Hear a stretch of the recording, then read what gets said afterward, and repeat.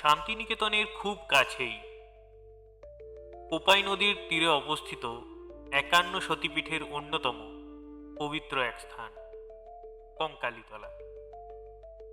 বোলপুর থেকে মাত্র ৮ থেকে ৯ কিলোমিটার দূরে রাঙামাটির এই শান্ত প্রান্তরে মা কঙ্কালী বিরাজমান। এখানকার বিশেষত্ব হলো এখানকার সরলতা। কোনো আড়ম্বর নেই, নেই কোনো অট্টালিকা। এক শান্ত ছায়াঘেরা পরিবেশে মা এখানে ভক্তদের পূজা গ্রহণ করেন। মন্দিরের পাশেই রয়েছে প্রাচীন বটের সারি, যা এক অলৌকিক প্রশান্তি দেয়।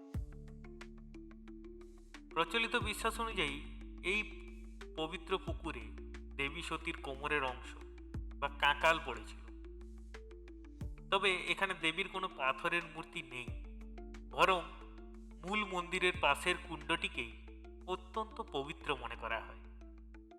বলা হয় কুণ্ডের নিচের পাথরেই দেবীর দেহের অংশ রক্ষিত আছে।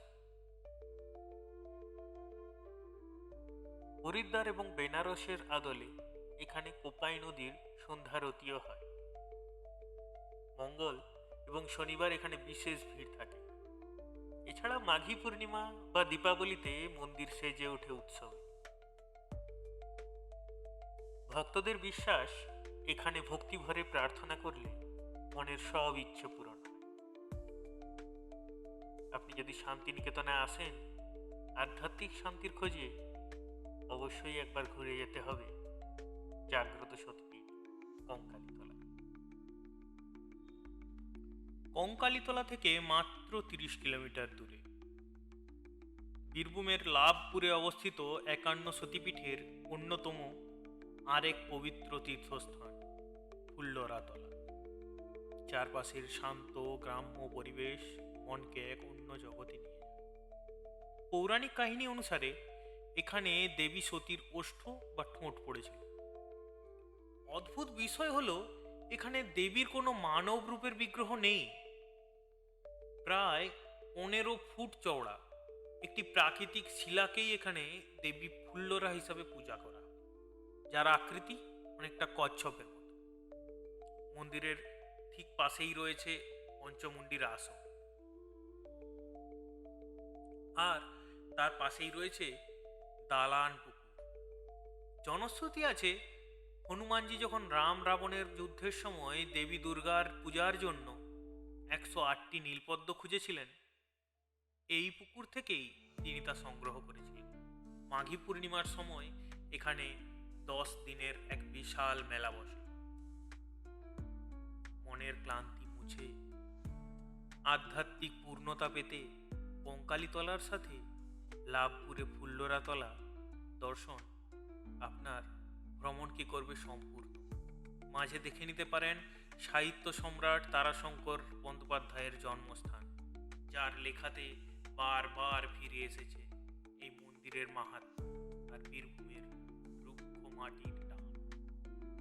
ময়ূরাক্ষী নদী তীরের ৫১ সতীপীঠের আরেকটি পবিত্র স্থান সাঁইথিয়া রেল স্টেশনের ঠিক কাছে ব্যস্ত জনপদের মধ্যে রয়েছে নন্দিকেশ্বরী সতীপীঠ। এখানে মন্দিরের প্রাঙ্গণে থাকা প্রাচীন বটগাছটি ভক্তদের কাছে অত্যন্ত পবিত্র।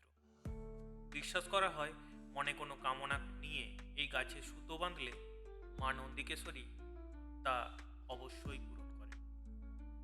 পৌরাণিক কাহিনী অনুযায়ী এখানে দেবীর সতীর কণ্ঠহার বা হার পড়েছিল। এই মন্দিরেও দেবীর কোনো মূর্তি নেই, বরং একটি বিশাল সিঁদুর রঞ্জিত শিলাকেই মা নন্দিকেশ্বরী রূপে আরাধনা করা হয়। সারা বছরই এখানে ভক্তদের সমাগম থাকে, তবে শারদীয়া দুর্গোৎসব এবং শিবরাত্রির সময় মন্দির এক বিশেষ রূপ পায়।